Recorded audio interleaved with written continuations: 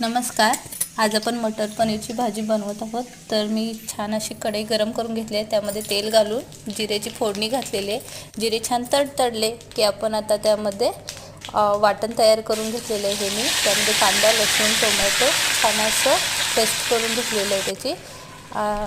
ते छान भाजलं की त्यामध्ये आपण हळद घालून घेतली, लाल तिखट आणि धना पावडर असं सगळं मिक्स करून वरनं मी गरम मसाला घातलेला आहे. हा तो छान तेल सुटेपर्यंत परतून घेतलेला आहे.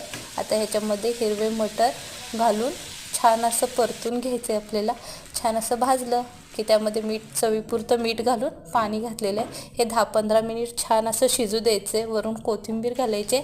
हे चांगली उकळी आली, मटर शिजलं की आपण त्यामध्ये पनीर घालून हे 2-3 मिनिट शिजवून आपली मटर पनीरची भाजी रेडी झालेली आहे.